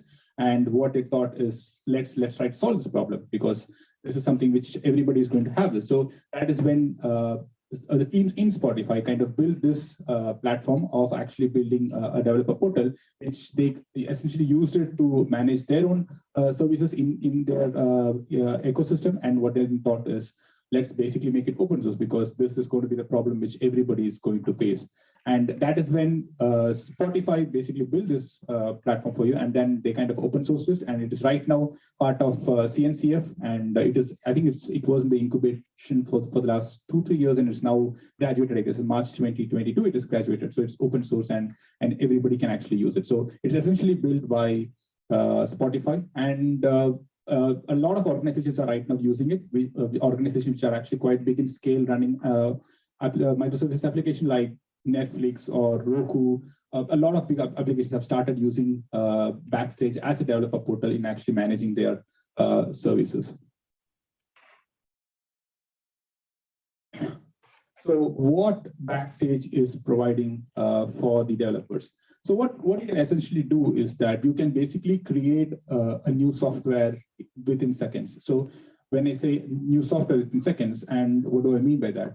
Is that what you can actually do in Backstage is you can essentially create a template of a software. Let's say, for example, if you're going to build a Python library or a Python application, you can essentially create a template of how your Python library should look like, how your project structure should look like, how do you want the technical documents to be placed, how do you want it to be integrated to a CA solution, or how do you want it to be deployed into an application. So you can basically define a software template, and you can basically establish that you can attach that into your Backstage developer portal. So whenever, if I as a developer and I wanted to create a Python library, all I need to do is log into the portal, and I would basically say create a software, and it would then give me different templates which are already created, and organization can basically create the templates whichever they require in their organization. So I would then see there is a Python library for a template which is out there. So I click on it.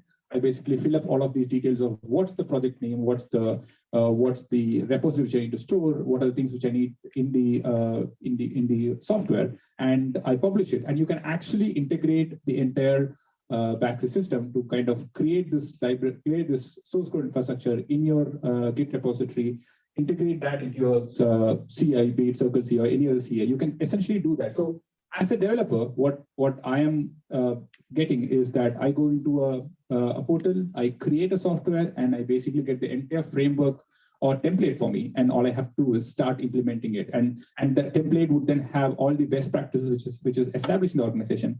And so I don't have to worry about how should I basically create structure. So everything is pretty much there on your template. So you can essentially attach all the information on your template. And as a developer, I would basically just go in, start basically developing the code. And that's something which is a very powerful tool which Backstage can actually give you. And that's not just that. So what you can also do is for software which is already in the system, which are already created in the repository, you can essentially manage that inside your Backstage developer portal. So you can actually create a configuration file, which I'll basically show you in the later slides of how does a Backstage configuration file look like and how you can actually manage. So you can quite easily import that into your Backstage portal. And what that would mean is that it would basically, you can then start managing those applications in your portal. And that's basically on the aspect of from a developer, how can actually create softwares and manage. But beyond that, what it also gives you is it basically gives you a view of all the services which are actually running, all the pickups which you can actually see. So it kind of gives you as a product owner or as a architect lead, all I have to do is go into the portal and I can actually see all the services which are actually running, what's actually happening to those services, what's the version which is running, what are the technical documents which are attached to it without going into. So if essentially, if you want to have a view of what the technical documents of a particular project, all you have to do is you basically have to go to the repository and open the technical documents, which is a markdown file, and then you have to view it. Now, if you're talking about 100 services which are out there, you have to basically go through all of those services. And if all of those are basically packaged as one domain, and that's something which Backstage would actually give you. If you are able to build, establish the Backstage as a developer portal for your organization, you can unify all your services into one portal, and you can actually start viewing that as a portal, and you can actually start viewing all of those services and all of those integrations around that. Yeah, so as I was basically mentioning, so that's with respect to the developer, they can actually start creating the softwares. But with respect to the organization, they can pretty much quite easily manage the complexity of your organization. So whenever you basically have any new templates, you can just start creating those templates and establish into your organization. And it basically gives you the view of your entire software ecosystem, all the domains and all the services which are actually running. So that's something which you can actually get it in one view. And what you can also do is you can also secure the services, as in you want a specific services in a specific business unit to be only viewed by certain users. You can basically restrict that as well. And the best thing about Backstage, which I really appreciate the Spotify guys who actually built it, is that they made sure it's quite easily integrated with open source ecosystem. So you can quite easily integrate all of the open source technologies into your Backstage platform. And what it also provides you is that it gives you the power to build any plugins you want. So if you're basically using a certain software and you wanted the Backstage to be integrated with that plugin, it gives you the way to kind of build those plugins into your Backstage ecosystem, and you can start plugging into it. I'll probably be showing that in the future slides, but that's something which the Backstage can actually provide you. Yeah, so as I was mentioning, the way the Backstage is actually built is that it kind of has got a core API and a plugin architecture. So it's quite customizable. And when I say customizable, what do I really mean by that is that the Backstage currently has got certain plugins, but the architecture of Backstage is such a way that you can quite easily create new plugins for whichever services you want, and then start attaching those into your Backstage. Like for example, if you want, if you're actually using a CI, which is a Circle CI, I guess Circle CI plugin is already available. So let's take an example of you wanted to kind of attach a plugin where you want, once the project is created, you wanted the software to be created and also create a build pipeline on your Jenkins CI. Now, if the plugin is not available, you can basically create this plugin and then attach it to the Backstage, and you can actually attach that to your software template. And what that would mean is, once a software is created by a developer, that software, a build pipeline is actually created in the Jenkins CI for the same software. So you don't have to, the developer doesn't have to do anything about it. And that's something which can be quite you can quite easily extend it to any plugins, whichever you want. So that's a really great thing with Backstage. Yeah, so and as I mentioned, one of the good thing is that they kind of used a sustainable OSS model, which then means that you can quite easily leverage any of the common integrations which are out there in the community. So it kind of supports a lot of open source technologies, and it quite easily allows you to basically do all of the integrations with the third-party software. So if you want to integrate with any of the third-party softwares, that's something which is quite easily available. You can quite easily customize those integrations to suit your needs. So the software as such is not quite rigid. So you can actually, take the plugins and you can actually customize it to your needs of how you want it to be to work it with. So that's one great thing about Backstage. Yeah, so let's have a look at the Backstage architecture. How does the Backstage architecture looks like? Yeah, so the way Backstage is actually built is that Backstage has got a core. The core system is basically, it provides you the basic functionality. The core system is the one which is built by the core developers who are at Spotify. So they basically build the core system. So it works in a way where there is a core system, and then you have APIs on top of it. And APIs are the instances where it's actually deployed quick. So you can tie together multiple functionalities in an app. So if you want to basically have a certain functionality, and that can be built as an app in Backstage. So you will have your core system, and then you will have your app, which basically gives you application functionalities. And then you will have something called as a plugins, which I kind of spoke earlier, where you can create your own plugins on top of it. So what you can essentially do is, if you're using Backstage, you can basically build your own app. If you can actually build your own app for you, and you can extensively build your own plugins for you to suit your needs, or you can even tweak your plugins for you to suit your needs of how you want the portal to work with.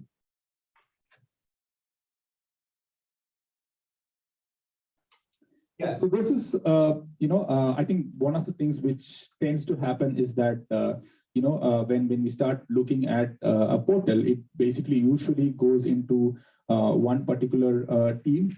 But as a philosophy or as a principle, what Backstage really emphasizes on is that it should not be basically focused on one team. So to start off with, Backstage is not holding your source of truth. Backstage is basically just an aggregator. So what it is doing is it's basically collecting all the information from all the different places. Like, for example, it collects the details from your Git repository. It collects the details from your CI pipeline. It collects the details from your Kubernetes cluster saying that this is application really running. It collects the details from your documents, and then it actually gives you a unified way of what's actually happening. So do not treat the developer portal as the Backstage as a source of truth. It's essentially an aggregator which basically aggregates all the information and then shows you a better view of how it actually looks like. And the other one is that basically, to start off with, if you're kind of going to adopt a developer portal on your ecosystem, what needs to happen is that it needs to basically be an autonomy. So what I really mean by that is that should not be one single team who basically builds all of these plugins. So if you have multiple different teams, and let's say one team is actually using a Python library, and essentially, if the template is not there, it should basically be the work of that team to kind of build those templates for you. So it should more be a collective approach where all the teams build their own templates, and then it gets established into the Backstage. So it should the team who basically has got the problem of how to solve that they should kind of start building the plugin. So if one of the things is if we have a platform engineering team, and if the entire Backstage implementation or plugins is actually pushed onto that team, and if that team is actually managing the configuration of all plugins or building those new plugins, that kind of defeats the process, because the application team who's actually building the application knows how to build the applications in the best possible way, how the template should look like. So whichever team basically has got the problem, and they should kind of start owning it up, and they should basically start building, and it kind of enables you to give you a collective approach, and it also gives you the ownership of there's no single team who kind of is going to own the entire software architecture for you. So whoever basically has got the problems, who has got the templates, whichever application team is basically building those, and they should start building those application plugins. They should start building those apps, and they should start integrating those into your developer portal. That essentially is the core philosophy of Backstage, or be it any developer portal. If you kind of deviate from that, it essentially breaks the whole aspect of building a portal, because a portal, if you ask me, it should only be a view for all the organizations to kind of look at it, and not something which is moved on to a DevOps team or a platform engineering team to say, now it's your responsibility to build all of these aspects and we kind of have to use it. So that kind of defeats the purpose of it.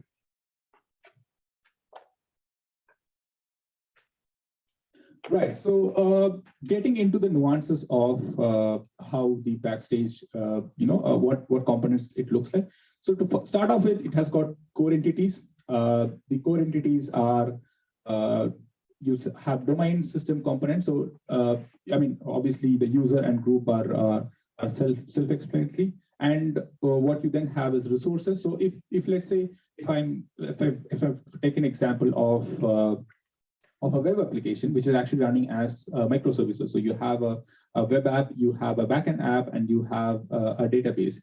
So all of these service resources which are actually used by the application, be it a database or be it any S3 buckets or be it any other resources, are tagged as resources. And then you will have the API, which basically exposes all of those APIs for you. And then you will have the component, which are the essential components which are used by your services. What system and domain means is that you can actually tag those applications into what system does it come under. So if it's basically applications, credit card processing application. So that basically comes into the system. So a credit card processing application basically has got multiple systems with them. So you can basically tag all of those as a system, and then you can basically tag it under a domain. So if you go to a banking domain, and then you can essentially see all of the systems which are actually available in the banking domain. And in the banking domain, within the systems, you can then see all the components which are actually running, and then you can actually see all the resources which are actually out there. I do have a slide which actually shows the Backstage dashboard, and I can basically show you that. But that is essentially the entity kinds which are out there. And for each of the kinds, you then have services, libraries, open APIs. You can even establish the open API specifications of the REST services which are out there. So if you go to a particular microservices, then you can actually see what is their open API specification, what is the request response. And that's something which you can quite easily see that on your developer portal.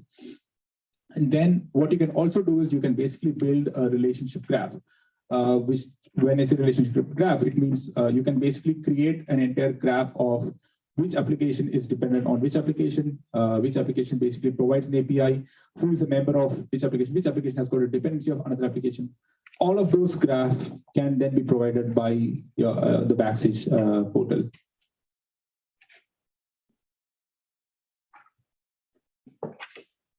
Yeah, so the other one is that it lives with your source code. So the whole the configuration file kind of lives in your source code. It uses the best thing is that it uses your Kubernetes object model. So the YAML file is not a new file, and you don't have to understand anything new around it. It is basically, it uses your Kubernetes object model, and it kind of, you can, once if you know the Kubernetes object model, it's quite easy to adopt this.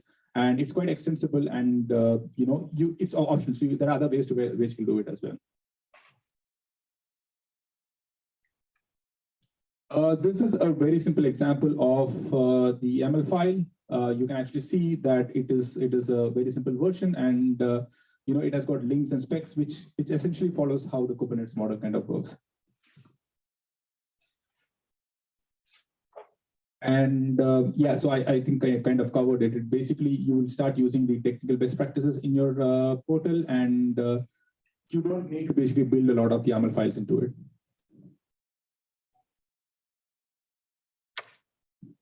Yeah, so just to give you a quick view of how it can be extended, what you can essentially do is you will have a UI, which is basically the Backstage UI. And so if you create a new software, you can basically create a plugin, which is a Circle CI plugin, the one which I discussed earlier. And that plugin can then essentially go through a proxy and then push your changes into a Circle CI. So if you, the one which I spoke about earlier, where you can create a software and you can actually integrate it from the Backstage and then push it into a Circle CI job, or be it any other job for that matter. So it's quite extensible to build any plugins using Backstage. And this is a very quick view of how the Backstage architecture would look like. So you would have your UI, and all of these are simple plugins which kind of serve certain needs. TechRedUp plugin, which is used to view the tech docs. You'll have Circle CI plugin to basically attach it to the Circle CI. This is a very simple view, and you can basically build anything on top of this as well. I think that pretty much covers the topic of how to build a software and develop portals using Backstage. Open to questions. Round of applause.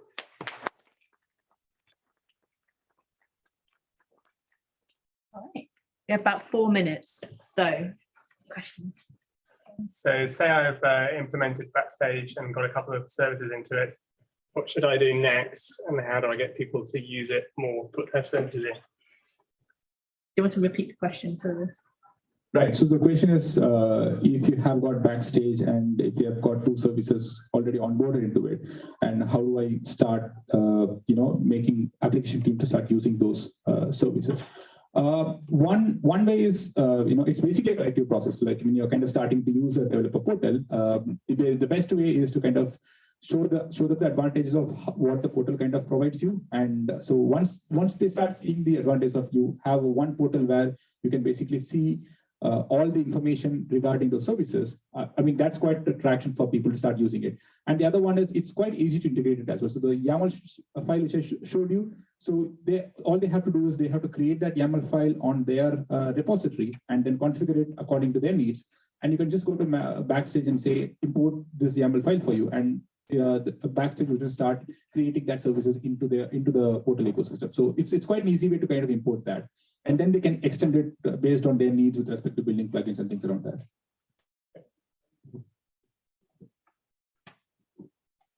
Any more questions? Are you running it? Are you running it? I missed the beginning, so I don't know if you work for Spotify. No, I don't work for Spotify. I work for AWS. So I basically help customers in actually building it. So I'm personally using it and testing it out because there's something which I kind of came across in May, June, where I kind of viewed it and I started testing it out, and it is quite amazing. And I basically be demoing it to people and stuff, things like that. But I don't, I basically work for customers. So it comes down to the customer who's actually going to use it or not. So how does it compare to AWS Proton or Service Catalog? That's a very good question.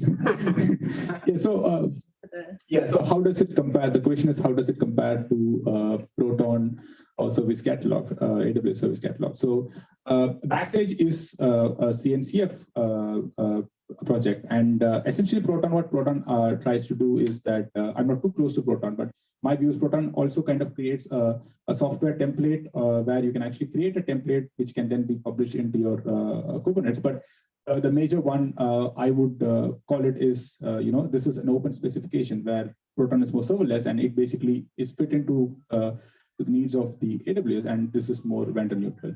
Okay. One last question, then we're going to wrap up. Just a quick one.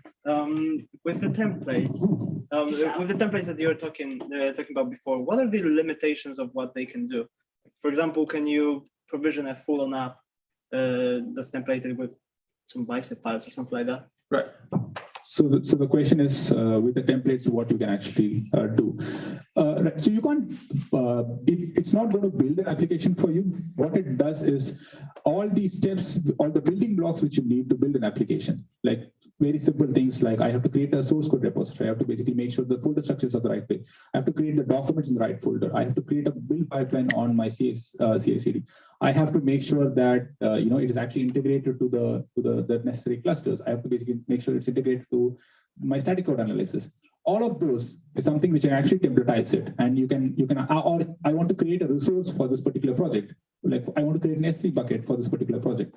you can basically templatize this and publish that as a plugin. And when the developer is actually creating that, all he has to do is probably fill up a form, like how we filled up a form when we entered the building, and it will essentially build the entire building blocks for you to create the application. And then, so it's an easy job for the developer to just focus on what he needs to build rather than looking at the building blocks. And as a platform engineer, you are quite sure that they are using the best practices because there's no other way to build that apart from that. So it basically gives you both the needs, and you can start viewing it in your portal itself. You can start viewing what's actually happening with that service, what are the docs to that service, so everybody can actually start understanding what the service is. Thank you. All right, another round of applause.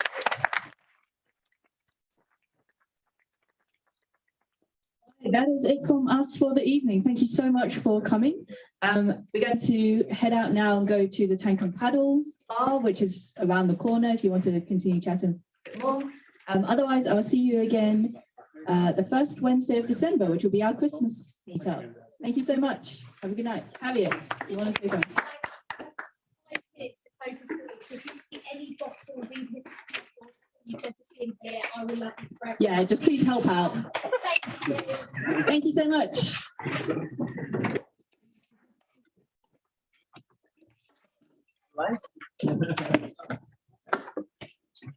Hey, I'm here. What's your name? Guys, if you have one, user like folder, how and create certain can be called identity of the folder. Just on the Passwordless. When you run it on